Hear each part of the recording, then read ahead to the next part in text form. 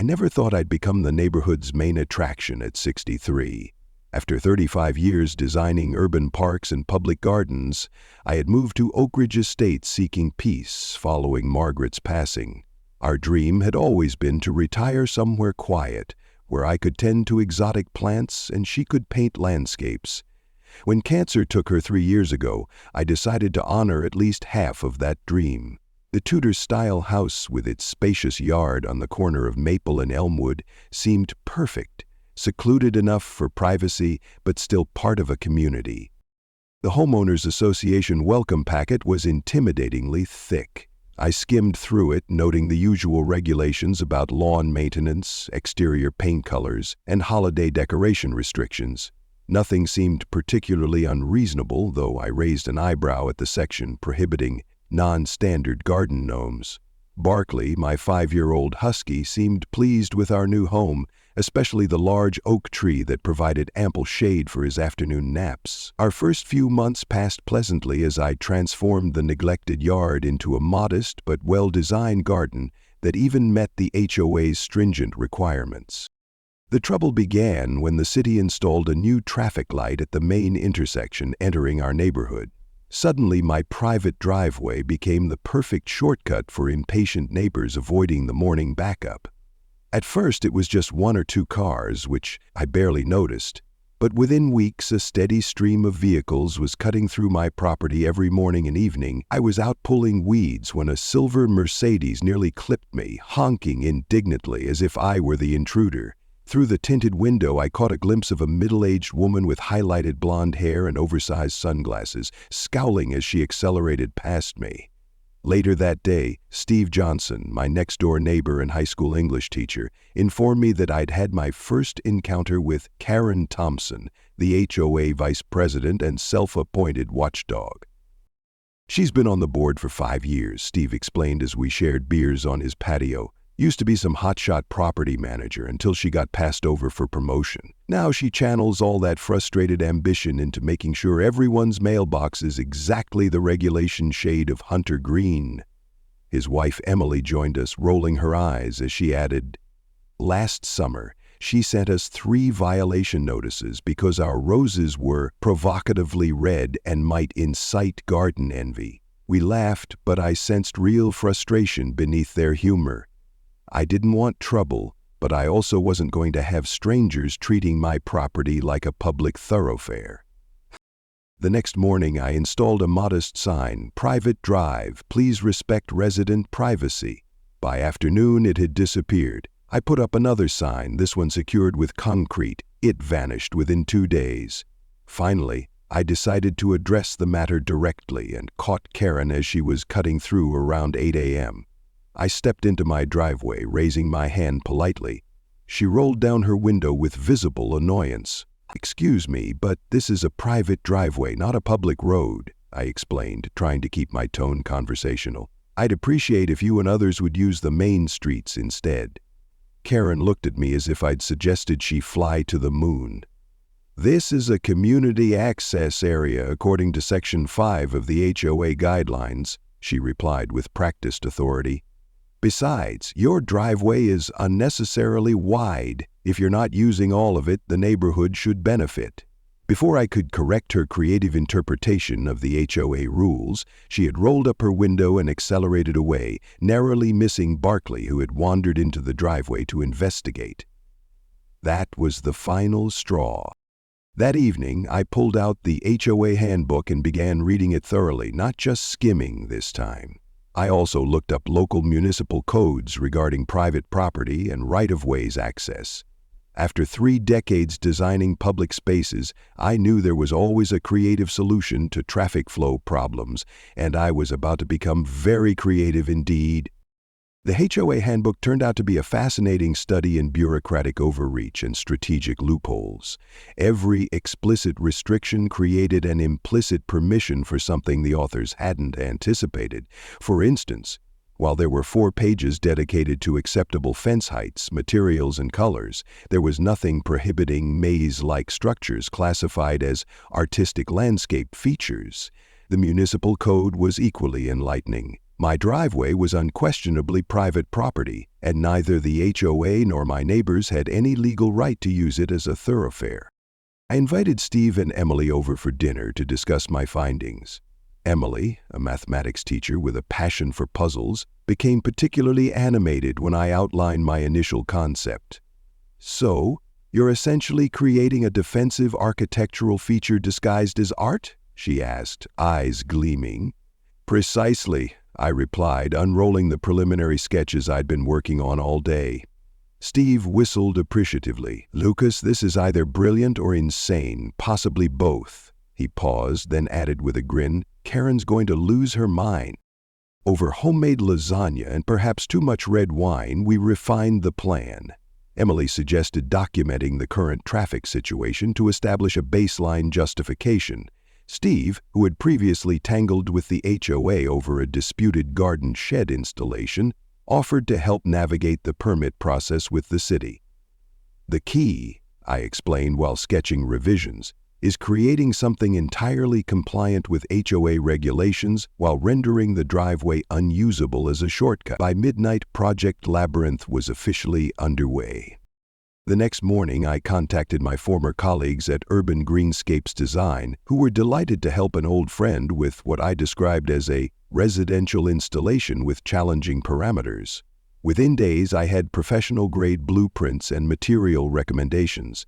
The city permit office raised no objections to what was on paper simply an elaborate decorative hedge installation with accompanying hardscape features. I also took care to send a courtesy copy to the HOA Architectural Review Committee, buried within a stack of landscape renovation notices, timed to arrive just before a holiday weekend. For 2 weeks, I prepared meticulously, ordering materials through different suppliers to avoid raising suspicion. I rented a small storage unit nearby to hold everything until I was ready. Steve helped me mark underground utility lines, and Emily set up discreet security cameras to document the ongoing driveway violations.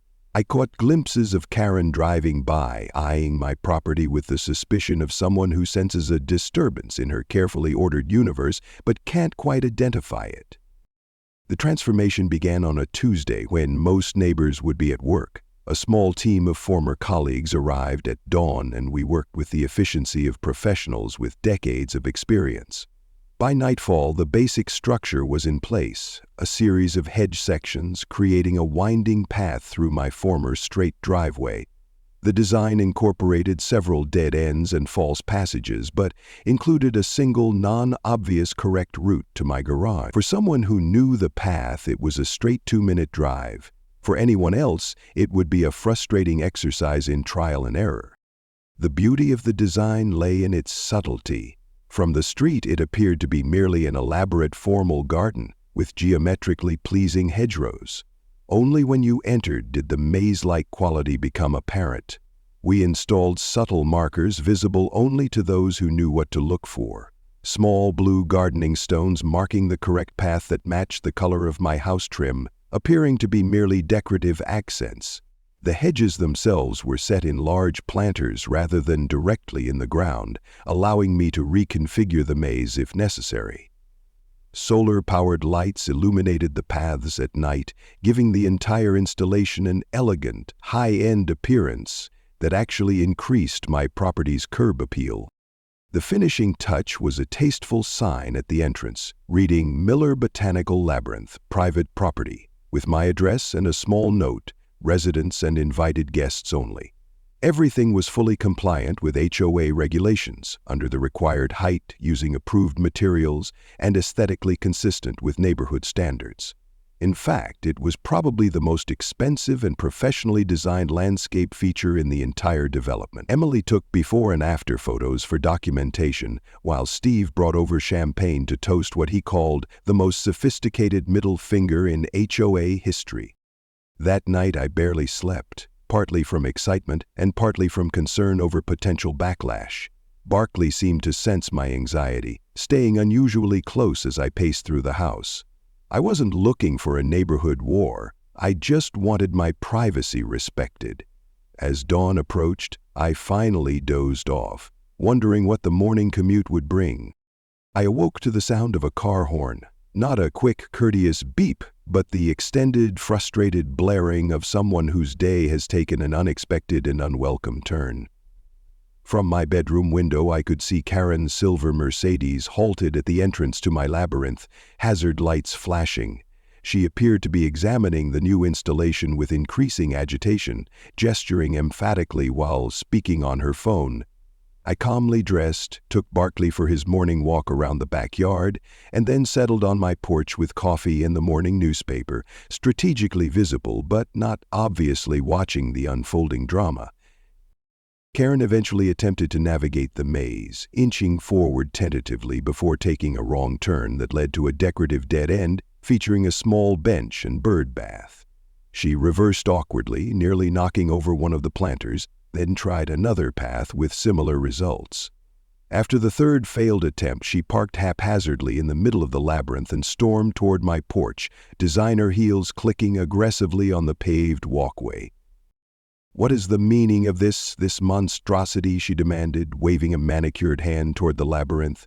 I lowered my newspaper slowly, feigning surprise at her presence. "Good morning, Mrs. Thompson. I believe we met briefly the other day when you were driving through my property. Are you lost?" Karen's face flushed as she struggled to maintain her composure. "This obstruction is a clear violation of neighborhood aesthetic standards and creates a hazardous condition," she stated, as if reading from an invisible rule book. "The HOA will not allow this." I smiled pleasantly, setting aside my coffee cup. "Actually, I've reviewed the HOA guidelines quite thoroughly. My Miller Botanical Labyrinth complies with all height restrictions, uses approved materials, and enhances property values through artistic landscaping. I've also received proper permits from the city."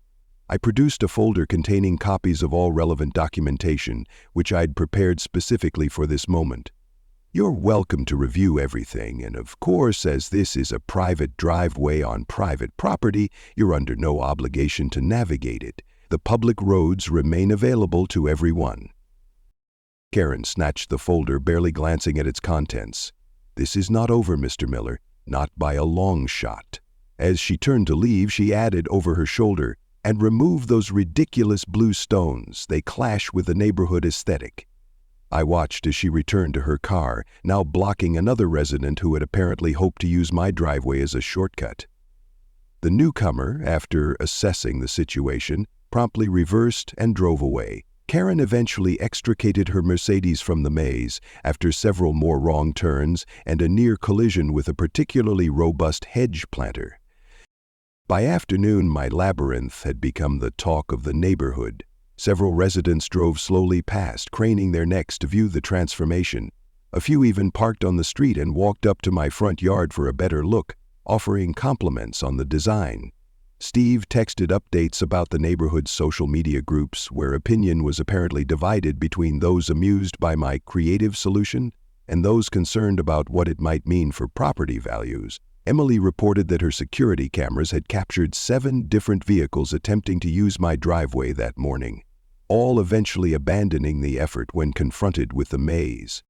The real highlight came around 6 p.m. when Karen returned with reinforcements. Her husband Dave, a tall, tired-looking man in an expensive suit, and Walter Simmons, the HOA president, a retired attorney with a perpetual expression of mild disappointment. They conducted what appeared to be an official inspection, with Walter taking notes and Karen pointing emphatically at various features of the labyrinth. I remained inside, watching discreetly through the window while preparing dinner. Barkley, sensing interesting developments, stationed himself by the front door, occasionally woofing softly when the conversation outside grew animated. Dave Thompson seemed less concerned with the maze and more embarrassed by his wife's obvious agitation. At one point, he stepped away from the group to take a phone call, wandering into the labyrinth and becoming momentarily disoriented. Rather than fight his way back, he simply leaned against one of the hedges, continuing his call with what appeared to be deliberate, prolonged engagement. I couldn't hear his conversation, but his body language suggested a man taking refuge in a work call to avoid domestic discord. That evening, I received an official email from the HOA noting that my recent landscape installation would be reviewed for compliance at the next board meeting scheduled for the following Tuesday. The tone was formal but noticeably lacking Karen's usual imperious flair, suggesting Walter had taken personal charge of the matter. I replied politely, confirming my attendance and requesting time to present the relevant permits and design specifications. Then I opened another bottle of wine and began planning Phase 2 of Project Labyrinth. If the HOA wanted a battle of regulations, I would give them a masterclass in malicious compliance. The HOA meeting was held in the community clubhouse, a building that embodied the neighborhood's conflicted identity. Luxurious but somehow generic, with expensive furnishings arranged in the most predictable configuration possible. I arrived early, dressed in a blazer and neatly pressed slacks that signaled respect for the proceedings while subtly reminding everyone that I was a professional who understood design principles.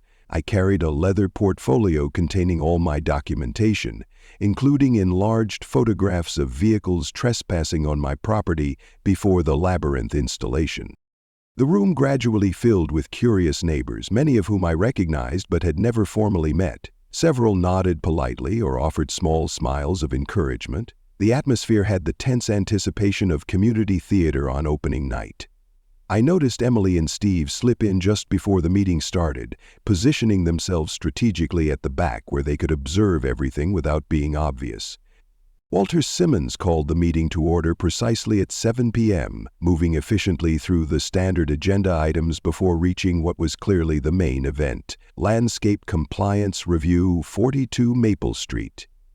Karen sat at the board table, a stack of papers before her and an expression of barely contained triumph on her face. Her husband Dave occupied a chair in the front row, his attention divided between the proceedings and his smartphone. The board has received multiple complaints regarding a recent landscape installation at 42 Maple Street, Walter began, his tone professionally neutral. Mrs. Thompson, as chair of the Architectural Review Committee, will present the committee's findings. Karen stood, straightening her designer blazer before distributing glossy photo printouts to the other board members. The installation in question represents multiple violations of our community standards. She began, her voice carrying the practiced authority of someone who had rehearsed extensively. Specifically, it creates visual confusion, impedes normal traffic flow, and incorporates non-standard decorative elements.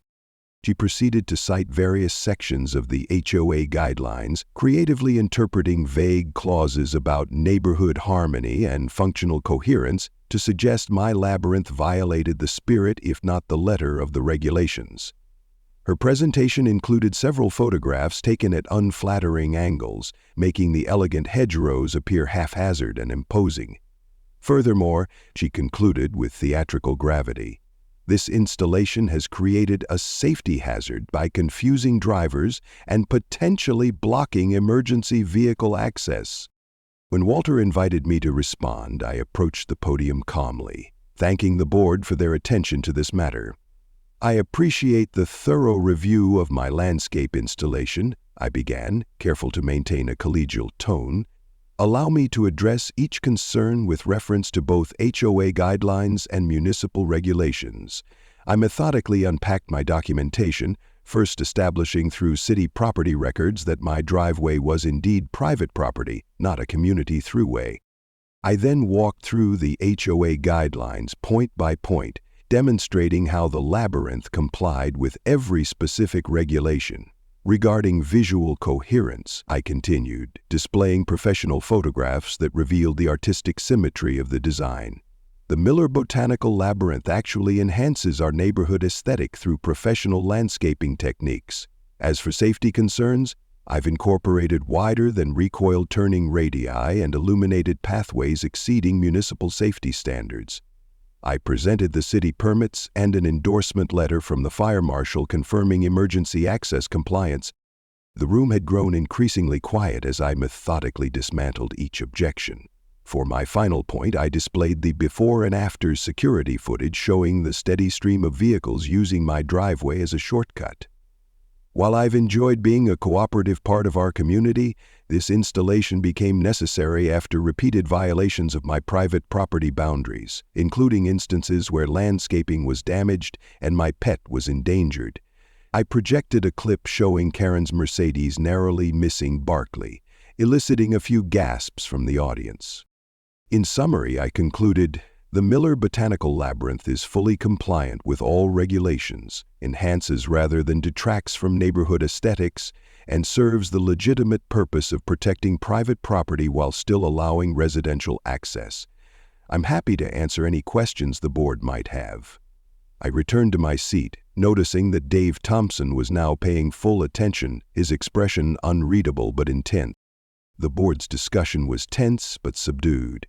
Karen attempted several times to reframe the issue, but Walter, ever the attorney, kept steering the conversation back to the specific regulatory language. After nearly 30 minutes of deliberation, Walter cleared his throat and delivered the verdict. Based on the evidence presented, the board finds that the landscape installation at 42 Maple Street does not violate specific HOA regulations as currently written. However, he added as Karen's face fell, we are issuing an advisory notice regarding neighborhood aesthetic harmony and will be reviewing our guidelines to address similar installations in the future. It was a diplomatic compromise that gave neither side a clear victory, but effectively allowed my labyrinth to remain intact. As the meeting moved on to other business, I caught Karen glaring at me with an intensity that suggested this battle was far from over. Dave, interestingly, approached me as people were beginning to leave. Impressive presentation, he said quietly, offering his hand. Engineering background? I confirmed my professional history and he nodded appreciatively. Thought so. The attention to details shows. Before Karen could notice our interaction, he moved away, but not before adding cryptically, she'll escalate. She always does. Outside the clubhouse, Emily and Steve congratulated me on my successful defense. Round 1 to Miller, Steve chuckled, but Karen's not going to take this lying down. Emily nodded in agreement. She's already polling support for an emergency guideline amendment. The neighborhood email list is blowing up. I sighed, realizing that my hope for a quiet retirement continued to recede into the distance. Then I suppose we'd better prepare for round 2, I replied, already formulating plans for my next move in this peculiar suburban chess match. Dave's prediction proved accurate. Within days of the HOA meeting, I received an official notice of a proposed emergency amendment to the landscape guidelines, specifically addressing maze-like structures and non-traditional driveway configurations. The hastily organized vote was scheduled for the following week, giving residents minimal time to consider the implications. It was a procedural maneuver that revealed both Karen's influence and her desperation. Rather than fight this battle on bureaucratic terrain where Karen clearly held the advantage, I decided to change the narrative entirely. If my labyrinth was under scrutiny as a potentially non-compliant landscape feature, I would transform it into something the HOA would be reluctant to challenge, a community-enhancing art installation with educational value. My first call was to Jessica Chen, an old colleague who now headed the Botanical Education Department at the State University. After explaining my situation, amid considerable laughter on her part, she agreed to provide official botanical markers identifying the various hedge species in my labyrinth, essentially turning it into an educational garden. My second call was to the local Arts Council, where I still had connections from my public park design days. They were delighted by the concept of a residential botanical installation exploring themes of boundary and accessibility, and offered to include it in their upcoming community arts tour. With these institutional endorsements in place, I began Phase 2 of the physical transformation. The hedges now featured discrete educational placards describing each plant species and its ecological significance. Solar-powered LED lighting was installed along the pathways, programmed to create gentle color transitions at night that were both beautiful and energy efficient. I commissioned a local sculptor to create a small fountain for the central clearing, featuring a tasteful abstract design that managed to subtly evoke the theme of water finding its proper path. The final touch was a series of weather-resistant panels along the outer perimeter, displaying children's artwork from the local elementary school where Emily taught, each piece interpreting the theme of pathways through nature. Emily had enthusiastically coordinated this aspect, turning it into a special art project for her students. The children's involvement proved to be a masterstroke, as it immediately created a constituency of families who were emotionally invested in the installation's preservation. The transformation took just under a week, completed 2 days before the scheduled HOA vote. I sent formal invitations to all board members to attend a preview reception for the Miller Botanical Education Labyrinth, deliberately scheduling it the evening before their vote. The invitation included logos from the University Botany Department and local Arts Council, subtly establishing the project's legitimate cultural credentials. While this work proceeded, Karen was not idle. Steve's network of neighborhood informants reported that she had been going door-to-door lobbying for support of her amendment, characterizing my labyrinth as the first step toward neighborhood chaos. "Today it's hedges, tomorrow it'll be front yard roller coasters," she allegedly warned one concerned resident. Dave remained conspicuously absent from these campaigns, reportedly traveling for business, but more likely maintaining strategic distance from his wife's crusade. The evening of the reception arrived with perfect early autumn weather, cool enough to be comfortable but warm enough for outdoor gathering. I had arranged for light refreshments, including wine from a local vineyard and cheese platters from an artisanal dairy that supplied several high-end restaurants in the area. A string quartet composed of university music students provided ambient classical music from my front porch. The entire setup conveyed cultured refinement rather than neighborhood rebellion. To my surprise, nearly half the neighborhood attended, along with representatives from the Botanical Department, Arts Council, and even a reporter from the local lifestyle magazine who had caught wind of the innovative residential botanical installation. Many residents brought their children, who delighted in navigating the maze and identifying the plants with their newly installed markers. The educational aspect transformed the experience from a mere curiosity to an enriching activity. Most of the HOA board members attended, diplomatic enough to separate governance from social obligation. Walter Simmons seemed genuinely impressed by the transformation, spending considerable time examining the botanical markers and asking informed questions about various species. Karen arrived late, clearly taken aback by the event's scope and positive reception. He circulated stiffly, maintaining a tight smile as neighbors enthusiastically discussed the educational benefits for their children. The highlight of the evening was the brief presentation I gave at twilight, just as the pathway lighting began its subtle color transitions. Standing in the central clearing beside the new fountain, I thanked everyone for coming and acknowledged the various organizations that had supported the project. The Miller Botanical Education Labyrinth represents my small contribution to our community's cultural landscape, I explained, careful to emphasize the community benefit aspect by transforming my private driveway into an educational resource. I hope to share my passion for botanical design while maintaining the property boundaries necessary for peaceful coexistence. The applause was genuine and sustained, with several neighbors approaching afterward to express their appreciation. The reporter took extensive notes and photographs, promising a feature in the next issue.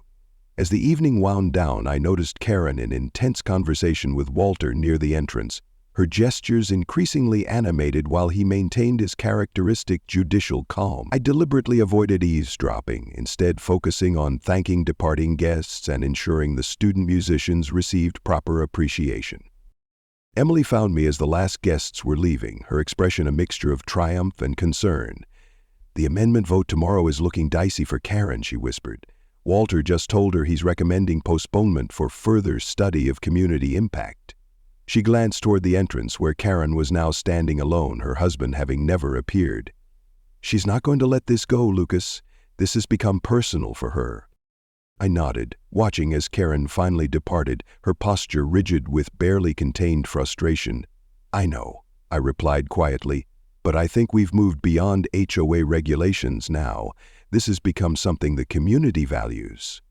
As if to emphasize my point, the pathway lights completed their transition to a gentle blue glow that illuminated the labyrinth with an almost ethereal quality. Besides, I added with a small smile, I still have a few more ideas if needed. The HOA vote the following evening was anticlimactic. Walter opened the session by acknowledging the significant community interest in the Miller Botanical Education Labyrinth and proposing a 3-month study period to assess its impact before considering any regulatory amendments. The motion passed with only Karen and one other board member dissenting. The Arts Council representative who attended the meeting announced the installation's inclusion in their upcoming tour, effectively granting it cultural landmark status within the community. As I drove home through my illuminated labyrinth that evening, I felt a complex mixture of satisfaction and weariness. The immediate threat had been neutralized, but Karen's determined expression suggested that our conflict had merely entered a new phase. I wondered what form her next attack would take, and whether our neighborhood would ever return to the peaceful existence I had sought in retirement. Barkley greeted me at the garage with his usual enthusiasm, blissfully unaware of the social complexities swirling around his home. At least one of us could enjoy uncomplicated happiness. The feature article in the local lifestyle magazine exceeded my expectations. Titled "Maze of Wonder: How One Homeowner Transformed a Driveway into a Botanical Experience," it included professional photographs capturing the labyrinth in its best light and extensive quotes from visitors praising its educational and aesthetic value. The article specifically mentioned the community building aspect of the installation and noted its inclusion in the upcoming arts tour. Most importantly, it established a public narrative about the labyrinth that would make it difficult for the HOA to take action without appearing to oppose culture, education, and community values. For nearly 2 weeks following the article's publication, a tentative peace settled over Oakridge estates. Karen maintained a conspicuous absence from neighborhood events, and even my security cameras detected no drive-by surveillance of the labyrinth. Dave was spotted occasionally walking alone in the evenings, nodding politely when passing neighbors but avoiding extended conversation. The HOA Study Committee held its first meeting, attended by representatives from both the Arts Council and Botanical Department, establishing evaluation criteria that seemed designed to favor the labyrinth's continuation. I began to hope that perhaps the matter was resolving itself, that Karen had recognized the shifting community sentiment and decided to direct her considerable energy elsewhere. Emily remained skeptical, suggesting that Karen was regrouping, not retreating, but even she acknowledged that the immediate pressure had subsided. Steve reported that HOA violation notices throughout the neighborhood had decreased significantly, as if the enforcement mechanism had temporarily lost its driving force. The peace was shattered on a Tuesday morning when I received an official-looking letter from the County Transportation Department. Opening it revealed a formal notice indicating that a complaint had been filed regarding unauthorized obstruction of a historically established right-of-ways at my address. The letter cited obscure county regulations regarding customary access routes and demanded that I remove all obstructions within 30 days or face significant daily fines. A yellow carbon copy of a formal complaint was attached, with Karen Thompson's signature clearly visible at the bottom. After my initial shock subsided, I realized this represented a significant escalation. Karen had bypassed the HOA entirely, taking our conflict to county government where different regulations applied. The letter referenced historical documentation suggesting that my driveway had functioned as a community access route predating current property designations, potentially undermining my private property claims. It was a sophisticated legal maneuver that revealed both Karen's determination and her access to specialized knowledge, likely through connections from her real estate background. I immediately contacted my attorney, forwarding the letter and requesting urgent consultation. Her preliminary assessment was concerning. While my property deed clearly established the driveway as private, the concept of established right-of-ways through historical use could potentially create complications. She recommended gathering evidence of the property's historical boundaries and use patterns while she researched relevant precedents in county law. Emily and Steve mobilized their own networks when I shared the development. Emily contacted retired teachers who had lived in the neighborhood since its development, seeking historical accounts of the property boundaries. Steve, whose brother worked in the county assessor's office, began discreetly inquiring about the origin of the historical documentation cited in the complaint. We agreed to proceed cautiously, aware that this had moved beyond neighborhood politics into potential legal territory. That evening, as I was reviewing old property surveys provided by my attorney, I was surprised by a knock at my front door. Opening it revealed Dave Thompson standing alone on my porch, looking uncomfortable but determined. "May I come in?" he asked quietly. "I think we need to talk." I hesitated briefly before stepping aside to let him enter, curious about this unexpected development. Dave declined my offer of coffee, instead asking if I had something stronger. As I poured us each a scotch, he glanced around my living room, his eyes lingering on a photograph of Margaret and me from our 30th anniversary. "Nice place," he commented, accepting the glass. "You've done good work with it." He took a sip before continuing, "I assume you received a letter from the county today." When I confirmed this, he nodded grimly. "I thought so. Look, I'm not here officially, and if asked, this conversation never happened." He leaned forward, lowering his voice despite us being alone in the house.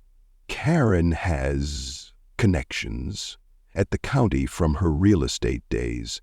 The right-of-ways claim is based on a misrepresentation of an old survey from when this subdivision was first developed." He pulled a folded paper from his jacket pocket. "This is the original plat map. The supposed community access route was actually a temporary construction access that was formally abandoned when individual lots were sold." I studied the document, noting that it clearly supported my property boundaries as currently established. "Why are you showing me this?" I asked, genuinely curious about his motives. Dave stared into his scotch before answering, "Because this has gone too far. What started as Karen being irritated about a traffic inconvenience has become an obsession that's affecting our marriage, her relationships with neighbors, and now potentially involving legal fraud." He looked up, meeting my eyes directly. "I've tried to reason with her, but she's convinced herself this is some kind of moral crusade about community standards. She's not seeing clearly anymore." I considered his words carefully. "What are you suggesting?" Dave finished his scotch in one swallow. "I'm suggesting you use this information to end this definitively. Not just win another round, but finish it completely. Karen needs to understand there are consequences to taking things this far." He stood to leave, adding, "I love my wife, but sometimes people need to hit bottom before they can see what they've become." After Dave left, I sat for a long time contemplating this unexpected alliance and the ethical implications of using the information he'd provided. Eventually, I called my attorney and explained the situation without revealing my source. She confirmed that the original plat map would effectively invalidate Karen's claim and suggested we could potentially pursue a counteraction for fraudulent misrepresentation if we could prove knowledge of the document's existence had been suppressed. The next morning, I forwarded the plat map to my attorney with authorization to send a formal response to the county. Rather than immediately pursuing counter charges, however, I decided to take a different approach to resolving the conflict. This had gone beyond protecting my property rights and had begun damaging the community fabric itself. A purely legal victory would likely only escalate tensions further. I arranged a meeting with Walter Simmons, sharing the complete situation, including the fraudulent complaint, though not revealing Dave's involvement. Walter, whose legal background made him particularly sensitive to potential liability issues, agreed that the HOA needed to distance itself from Karen's actions while seeking a resolution that would restore neighborhood harmony. Together, we developed a two-pronged approach: legal defense against the county complaint, coupled with community mediation to address the underlying conflict. Walter called an emergency executive session of the HOA board, excluding Karen due to her direct involvement in the matter. The board unanimously authorized him to inform the county that the HOA had no official position supporting the right-of-ways claim and was conducting its own investigation into how HOA resources might have been misrepresented. Simultaneously, they approved a community forum to discuss neighborhood traffic concerns and property boundaries with professional mediation. The County Transportation Department, faced with the original plat map and the HOA's official distancing, quickly dismissed the complaint. The letter I received acknowledged the private nature of my driveway and apologized for any inconvenience, noting that future complaints would require substantial documentary evidence before triggering formal notice. The community forum was scheduled for the following Saturday in the clubhouse, with a professional mediator from the city's Neighborhood Relations Department facilitating. Nearly 60 residents attended, a record for any HOA event not involving landscaping violations. Karen arrived with Dave, her expression oscillating between defiance and uncertainty as she noted the substantial turnout. The mediator skillfully framed the discussion around shared community values rather than specific disputes, encouraging participants to express their needs regarding traffic flow, private property respect, and neighborhood aesthetics. Several residents acknowledged using my driveway as a shortcut in the past, but expressed understanding about why this had been problematic. Others praised the educational value of the labyrinth while suggesting that alternative traffic calming measures throughout the neighborhood might reduce the temptation for shortcuts. When Karen finally spoke, her usual authoritative tone had been replaced by something more reflective.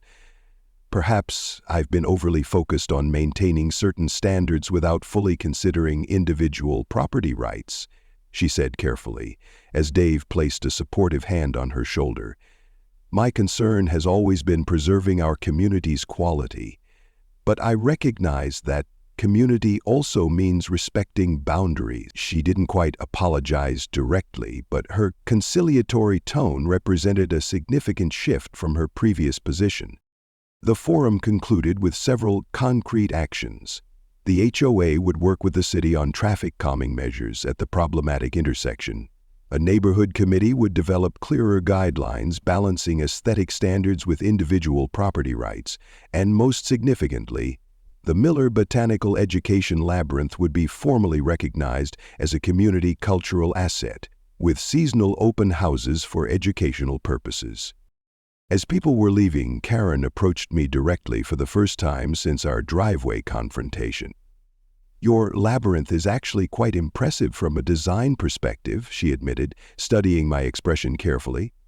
"The botanical elements are educational." Coming from Karen, this qualified as effusive praise. "Thank you. You're welcome to take a proper tour sometime.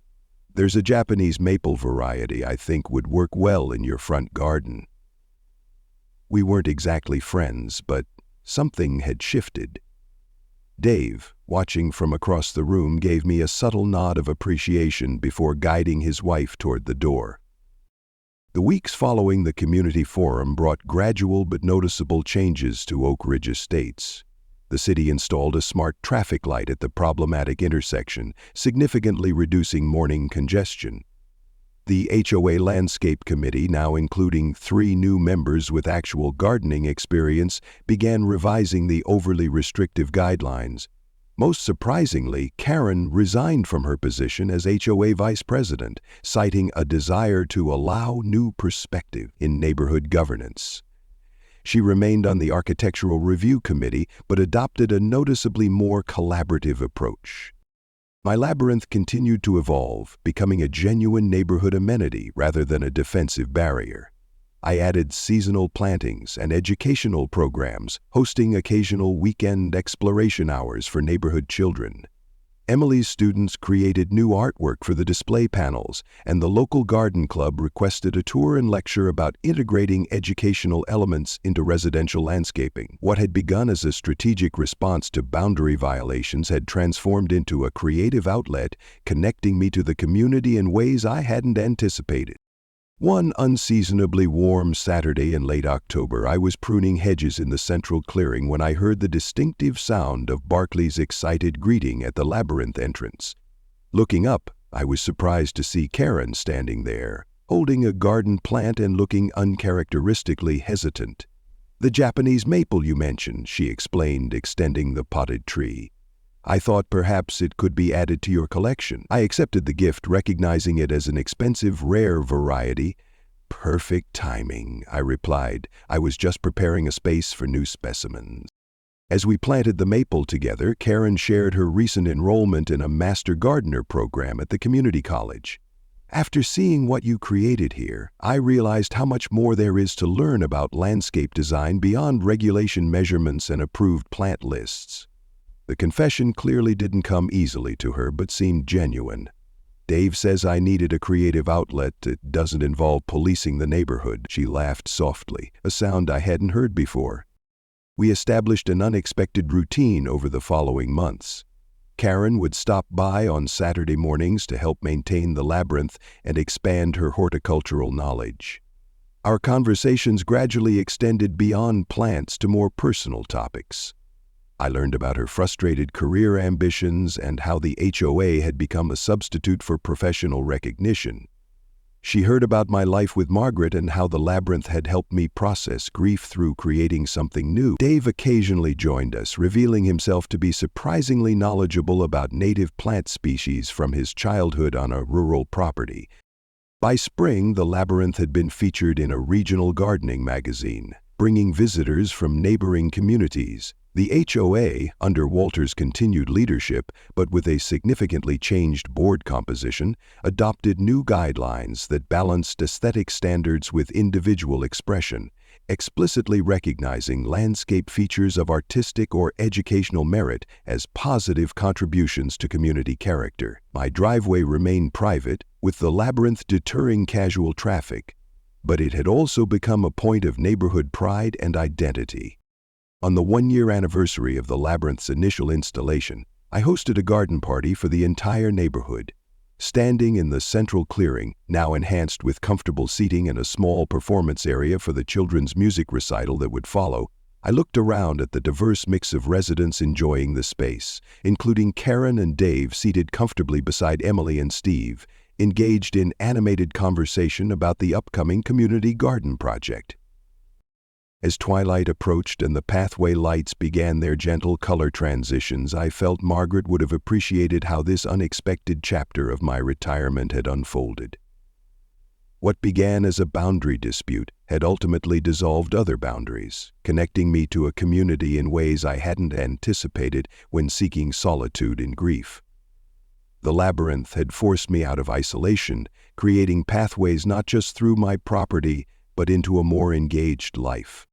Dave approached as I was refilling the refreshment table, offering to help with the heavy punch bowl.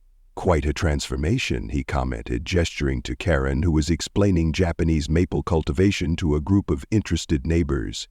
"In the garden and the gardener." I nodded in agreement. "Sometimes people just need the right soil to grow in," I replied, thinking of my own unexpected flourishing in this community, even if they have to get a bit lost in a maze first. As the evening progressed and neighbors lingered in the warm spring air, I realized that the true art of revenge had nothing to do with winning battles or asserting dominance. The most satisfying resolution had come from transforming conflict into creation, boundaries into bridges. Barkley wandered contently among the guests, occasionally guiding lost children through the correct path with uncanny precision, as if he'd understood the labyrinth's purpose all along. Later that night, after the last guests had departed, I walked the illuminated paths alone, trailing my fingers along the now mature hedges. The blue marker stones glowed softly in the LED lighting, no longer serving as secret guides, but as decorative reminders of the journey. At the entrance, I paused to adjust the new sign we had unveiled that evening. Miller Community Botanical Labyrinth. All are welcome. Not exactly the quiet retirement I had planned, but perhaps the one I needed. Sometimes the most unexpected paths lead exactly where we need to go.